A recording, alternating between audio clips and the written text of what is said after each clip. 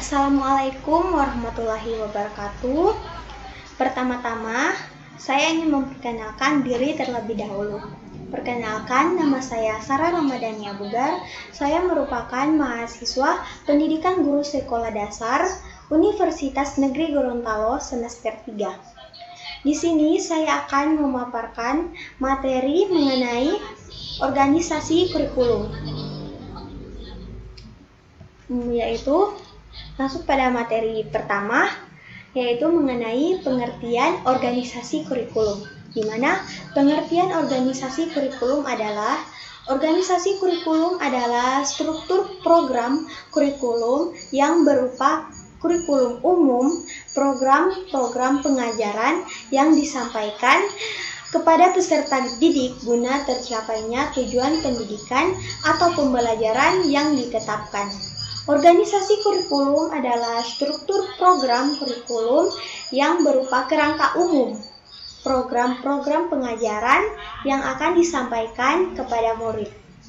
Baiklah, pembahasan selanjutnya yaitu prosedur pengorganisasian kurikulum, di mana dalam organisasi kurikulum ada beberapa faktor yang perlu diperhatikan. Di antaranya, yang pertama, ruang lingkup bahan adalah keseluruhan materi pembelajaran dan pengalaman yang akan diberikan dari suatu bidang studi pelajaran atau dari suatu pokok bahasan tertentu. Yang kedua, urutan bahan, di mana urutan bahan adalah penyusunan bahan pelajaran menurut aturan tertentu secara berurutan. Yang ketiga, penempatan bahan adalah penempatan satu atau beberapa bahan pelajaran untuk kelas tertentu. Adapun menurut Hamalik dalam pengorganisasian kurikulum terdapat beberapa prosedur yang meliputi. Yang pertama, prosedur buku pelajaran, di mana pemilihan isi kurikulum didasarkan atas materi yang terkandung di dalam buku pelajaran atau sejarah materi pelajaran yang telah dipilih oleh sebuah panitia tertentu. Yang kedua, prosedur survei pendapat, di mana prosedur dan pengorganisasian isi kurikulum dilakukan dengan jalan mengadakan survei atau penelitian terhadap pendapat berbagai pihak. Yang ketiga, prosedur studi kesalahan, di mana prosedur ini dilakukan dengan jalan mengadakan analisis terhadap kesalahan, kekeliruan, kelemahan, atau kebaikan atas hasil-hasil pengalaman. Yang keempat, prosedur mempelajari kurikulum lainnya, di mana prosedur ini dapat disamakan dengan mempelajari metode sekolah lain. Guru atau sekolah dapat menetapkan dan menentukan isi kurikulum untuk sekolahnya sesuai dengan tujuan. Yang kelima yaitu analisis kegiatan orang dewasa, di mana melalui prosedur ini terlebih dahulu diadakan studi terhadap kegiatan-kegiatan dalam kehidupan untuk menemukan sejumlah kegiatan yang diperkirakan berguna untuk dipelajari oleh siswa di sekolah. Yang keenam, prosedur fungsi sosial, di mana prosedur ini berkaitan dengan prosedur analisis kegiatan masyarakat. Yang ketujuh, prosedur minat kebutuhan, di mana dalam prosedur ini minat dan kebutuhan juga melibatkan present problem, tetapi scope dan sequence-nya didasarkan atas siswa dan berkenaan dengan fungsi-fungsi personal dan sosial. Jenis-jenis pada materi berikutnya yaitu tentang jenis-jenis organisasi kurikulum, di mana kurikulum memiliki bermacam-macam bentuk dan organisasinya. Bentuk yang paling dikenal dan sangat meluas adalah 1. Mata pelajaran terpisah, di mana kurikulum ini menyajikan bahan pelajaran dalam segala macam mata pelajaran yang terpisah-pisah satu sama lain, di mana terlepas dan tidak mempunyai kaitan sama sekali, sehingga banyak juga mata pelajaran menjadi sempit ruang lingkupnya. Kelebihan dari mata pelajaran terpisah ini, yang pertama, bahan pelajaran disusun secara sistematis, logis, sederhana, dan mudah dipelajari. Yang kedua, kurikulum dapat dilaksanakan untuk mewariskan nilai-nilai dan budaya terlebih dahulu. Yang ketiga, kurikulum ini mudah dipahami dan mudah diubah. Sedangkan Kurikulum ini juga memiliki kekurangan, di antaranya bahan pelajaran yang diberikan atau materi yang dipelajari secara terpisah-pisah, yang lain menggambarkan tidak adanya hubungan antara materi yang satu dengan materi yang lainnya. Yang kedua, bahan pelajaran yang diberikan atau yang dipelajari siswa tidak bersifat aktual. Yang ketiga, proses belajar lebih mengutamakan aktivitas guru, sedangkan siswa cenderung pasif. Kemudian yang berikutnya yaitu mata pelajaran gabungan, di mana mata pelajaran gabungan adalah kurikulum yang menekankan perlunya hubungan di antara satu pelajaran dengan pelajaran lainnya, tetapi tetap memperhatikan ciri atau karakteristik tiap bidang studi tersebut. Misalnya, sejarah dan ilmu bumi dapat diajarkan untuk saling memperkuat.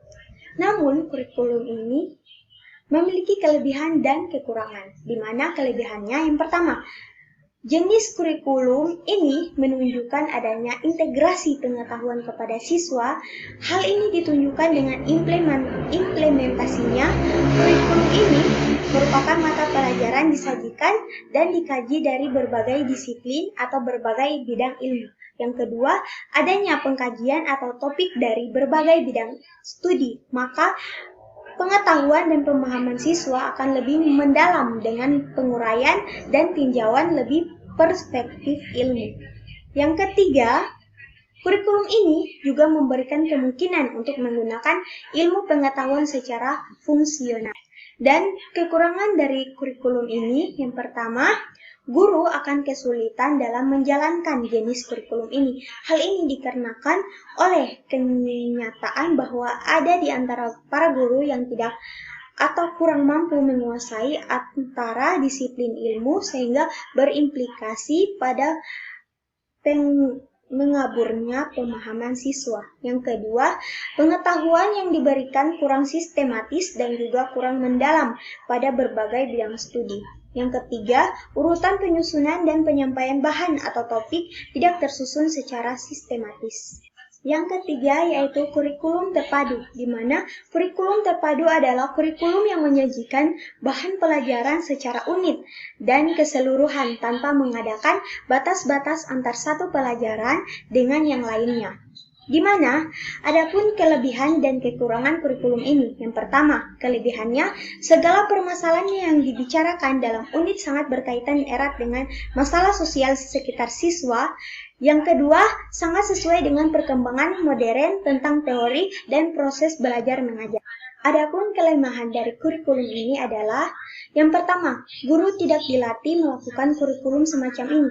Yang kedua, organisasinya tidak logis dan kurang sistematis. Dan yang ketiga, terlalu memberatkan tugas-tugas guru. Namun, organisasi kurikulum terpadu ini mempunyai beberapa variasi. Yang pertama, kurikulum inti. Kurikulum inti merupakan bagian dari seluruh program pendidikan yang dianggap penting dan harus diberikan kepada setiap murid agar ia menjadi warga negara yang berharga, berguna, serta efektif. Jadi inti kurikulum di sini mempunyai arti yang sama dengan pendidikan umum.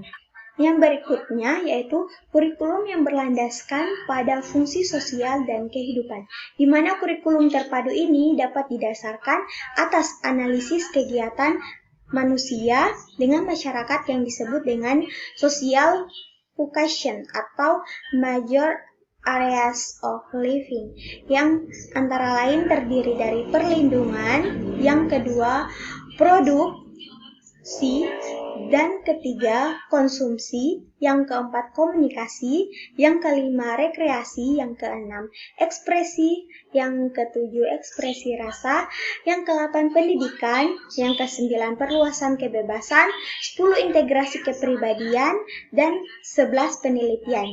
Dan juga kurikulum yang berpusat pada kegiatan, di mana kurikulum ini cenderung mengutamakan kegiatan-kegiatan yang merupakan pengalaman siswa dalam rangka membantu kemampuan yang terintegritas dengan lingkungan maupun dengan potensi yang dimiliki oleh siswa tersebut.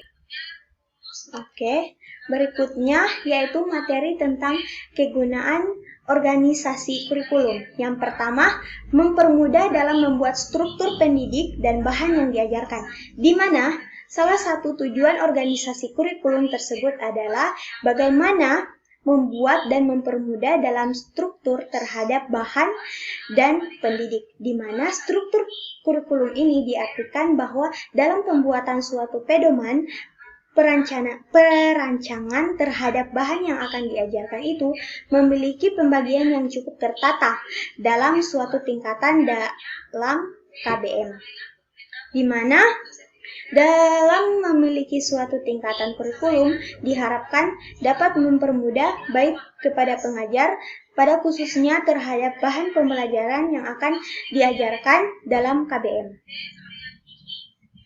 Yang kedua yaitu mempermudah pencapaian tujuan, baik secara jangka pendek maupun jangka panjang, di mana tujuan jangka pendek sebenarnya sifatnya berupa kuantitatif terhadap mata pelajaran yang diajarkan di sekolah. Sedangkan dalam jangka panjang, tujuan tersebut menurut bagaimana daya dan kreasi yang dimiliki pernah diajarkan suatu lembaga pendidikan itu dapat diterapkan dengan baik di lingkungannya.